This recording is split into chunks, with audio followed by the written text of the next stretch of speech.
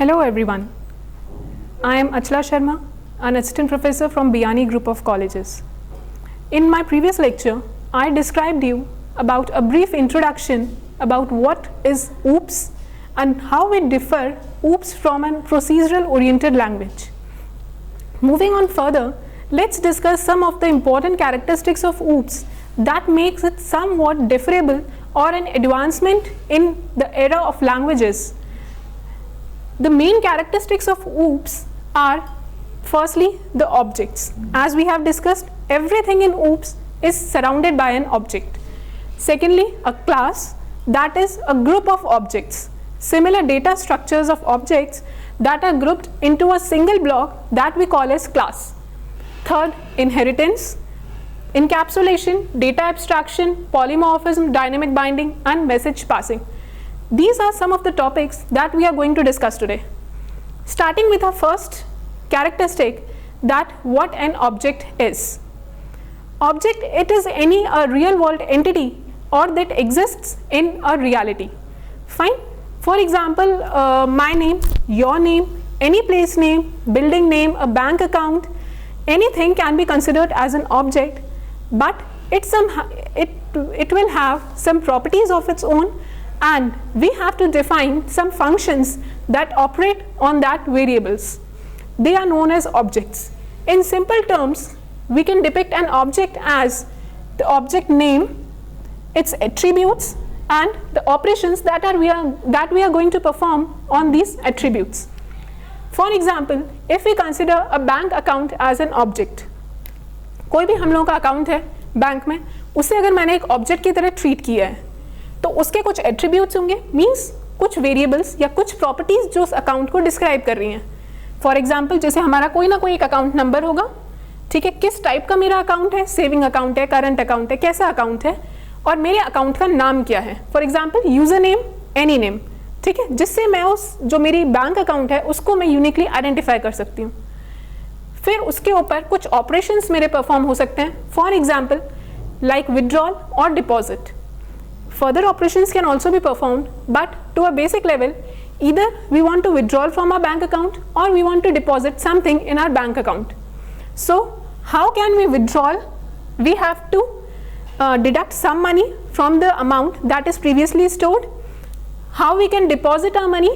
जो भी हमारा previously stored account है उसमें हम कुछ money add कर दें तो हमारा deposit हो जाएगा. तो ये main operations जो कि मेरे एक account पे हमारे ऑब्जेक्ट पे परफॉर्म हो रहे हैं, ये हमारे उसके कुछ एट्रीब्यूट्स होंगे जिन्हें हम लोग एज अ वेरिएबल भी बोल सकते हैं. ऑपरेशंस को हम लोग एज फंक्शंस भी डिस्क्राइब कर सकते हैं. So anything that exist in our real world, they are known as the objects. Moving on further, what is a class? Class is simply a collection of similar types of data structures of objects. Means any class can have any number of objects. किसी भी class के कितने भी objects हम लोग बना सकते हैं, और जो हमारे सिमिलर डेटा टाइप्स के जो ऑब्जेक्ट्स होते हैं उनका कलेक्शन ही हमारी एक क्लास होती है. It is the property of a class to bind all the objects, all the variables and functions in itself. जो हम लोग पढ़ेंगे data encapsulation and data abstraction, वो हमारी एक क्लास की ही प्रॉपर्टी है. फॉर एग्जाम्पल, अगर मैंने कोई भी वर्ड लिखा फ्रूट, फ्रूट क्या है हमारा? एक क्लास है, क्योंकि उस फ्रूट के कोई ना कोई ऑब्जेक्ट बनेगा, इस फ्रूट की कोई ना कोई प्रॉपर्टीज होंगी. Might be fruit can be a mango और कैन बी अ बनाना और कैन बी एन एप्पल, ठीक है. फिर मैंगो की मेरी फर्दर प्रॉपर्टीज होंगी, what kind of mango it is, means what species it is, और फिर हम लोग मैंगो का जूस बना रहे हैं या हम लोग उसे वैसे ही ईट कर रहे हैं. तो ये उसके ऑपरेशंस हो गए, ठीक है. तो ये जो हमारी एक कंप्लीट जो हमारा ऑब्जेक्ट्स, डेटा मेंबर्स और मेंबर फंक्शंस का जो ग्रुप होता है वो हमारा इनकैप्सुलेटेड होता है क्लास के अंदर. किसी भी अगर फंक्शन को अगर मुझे एक्सेस करना है या किसी भी वेरिएबल को अगर मुझे एक्सेस करना है, वो मेरा कैसे होगा? ऑब्जेक्ट के थ्रू, ठीक है. Normal syntax of a class, अगर हम क्लास का सिंटेक्स देखें, it's a very simple thing. Class, it is a keyword that we have to put. उसके बाद क्लास का नेम, जो भी नाम आप क्लास को देना चाहते हैं, एक्स वाई जेड, आपका नाम, मेरा नाम, any name you can give to a class. After that private, as you might have read the access specifiers, there are mainly 2 or 3 access specifiers that are private, public, protected. There are many, but here we are considering with private and public specifiers. Private means within this block, public that is accessible in the entire class. Private, जो भी हमें यहाँ पे variables का declaration करना है, variable declaration, function declaration, जो भी हम लोग यहाँ पे करना चाहते हैं, that we can do. Public section में भी same declarations we can do here also. By default if we don't write any access specifier over here, पहले हम लोगों ने ये पढ़ा था बाय डिफॉल्ट हमारे जितने भी मेंबर्स होते हैं वो हमारे पब्लिकली डिक्लेयर्ड होते हैं, बट C++ में हमारे जितने भी मेंबर्स होते हैं बाय डिफॉल्ट वो प्राइवेटली डिक्लेयर होते हैं. मतलब वो सिर्फ इसी क्लास के अंदर एक्सेसिबल होंगे, outside the class they are not accessible. ठीक है, तो हमें यहाँ पे मेंशन करना होता है. अगर आपको प्राइवेट रखने हैं then it's fine, no need to specify this. लेकिन अगर आपको आपके मेंबर्स को पब्लिकली डिक्लेयर करना है तो हमें यहाँ पे पब्लिक कीवर्ड का यूज करना पड़ेगा. ठीक है, a simple declaration of a class, curly braces, end of curly braces and with a semicolon. Fine. Next is inheritance. आप लोगों ने सबने सुना होगा कि हम लोग कुछ ना कुछ प्रॉपर्टी अपने एंसेस्टर्स से इनहेरिट करते हैं. Inherit means to gain some properties of our ancestors. जो भी फॉर एग्जांपल आपके पेरेंट्स होंगे, आप अगर उनके चाइल्ड हैं तो आप उनकी कुछ ना कुछ प्रॉपर्टीज आप गेन करोगे, कुछ ना कुछ ट्रेट्स आप गेन करोगे. Same here with the class. Inheritance means the process or the ability to access some of the properties of the super class into a sub class. Super class हमारी क्या हो गई? पेरेंट क्लास, जबकि सब class हमारी हो गई हमारी चाइल्ड क्लास.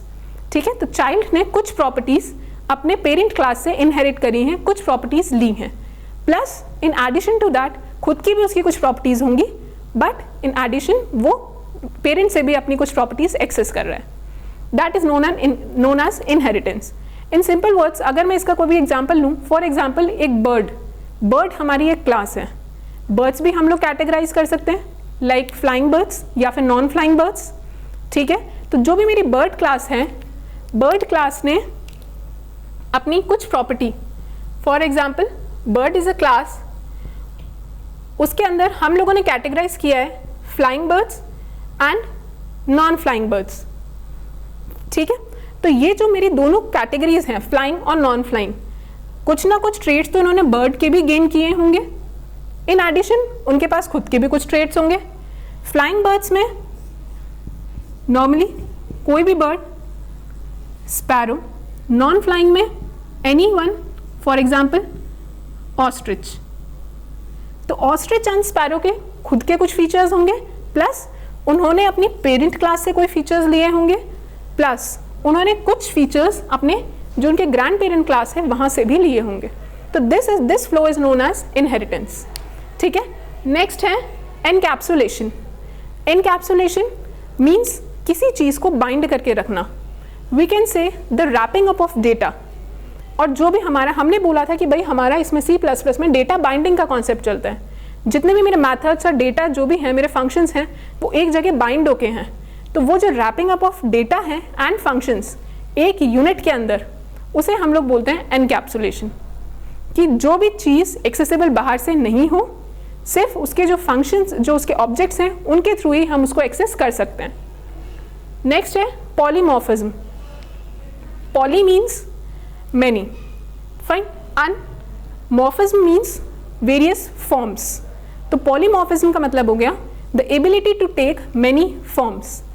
चीज़ हमारी एक ही है, लेकिन डिफरेंट सिचुएशंस में वो हमारी डिफरेंट तरीके से वो हमारे काम आ रही है.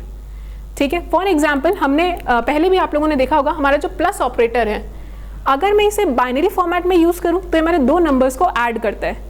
ठीक है, लेकिन अगर मैं इसे सिंगल फॉर्म में यूज़ करूँ, प्लस और माइनस एनीथिंग, माइनस का यूज़ करें, दो नंबर्स को सब्ट्रैक्ट करेगा, माइनस का वैसे यूज़ करूँ -7, तो it makes this number as a negative number.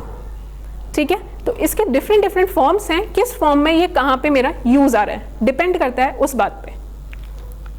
Next है मेरा डायनेमिक बाइंडिंग. हम लोगों ने देखा है अभी तक कि हमारी जो भी बाइंडिंग होती है, भाई हमें फॉर एग्जांपल हमने सी का एक प्रोग्राम बनाया, डिफरेंट हमने उसके फंक्शंस बना दिए, एडिशन के, सब्ट्रैक्शन के, जो भी हमें उसके फंक्शंस बनाने हैं। उसके बाद जब भी यूज़र उसको एक ऑपरेशन देता है कि भाई मुझे एडिशन का फंक्शन कॉल करना है, ठीक है, एडिशन का फंक्शन मेरा कॉल हो गया। आफ्टर दैट यहाँ पे मेरा क्या हो रहा है कि यहाँ पे एट रन टाइम मुझे पता चलता है कि एक्चुअल में यूज़र की डिमांड क्या है, कौन सा प्रोसीजर कॉल होगा, किस सिचुएशन में, वो मेरा किस पे डिपेंड करता है, जब रन टाइम सिस्टम पे, जब मेरा प्रोग्राम मैं रन करवाऊंगी उस टाइम पे मुझे पता चलेगा कि एक्चुअल में मेरा कौन सा प्रोसीजर कॉल हो रहा है, कौन सा फंक्शन की कॉलिंग कर रहे हैं हम लोग। ये सब कुछ यूज़र पे डिपेंड करता है, ठीक है। Last, message passing. Message passing जो भी आपस में कम्युनिकेशन होता है फंक्शंस के बीच में या डेटा वेरिएबल्स के बीच में, हमने बताया वो लोग डायरेक्टली कम्युनिकेट नहीं कर सकते, वो लोग कम्युनिकेट करते हैं with the help of objects. Objects हमारे क्या होते हैं, आज वी हैव ऑलरेडी डिस्कस्ड। तो जब भी हमें अपने फंक्शंस की या आपस में मेथड्स की हमें कम्युनिकेशन करवाना है, कोई भी मैसेज की पासिंग करवानी है, तो वो हम लोग करवाएंगे ऑब्जेक्ट्स के थ्रू। अब हम लोग उसको कैसे करवाएंगे, that we will discuss further on, ठीक है। ये हमारी बेसिक कैरेक्टरिस्टिक्स थी ऊप्स की, जो हम लोगों ने आज डिस्कस करी हैं, ठीक है। Thank you.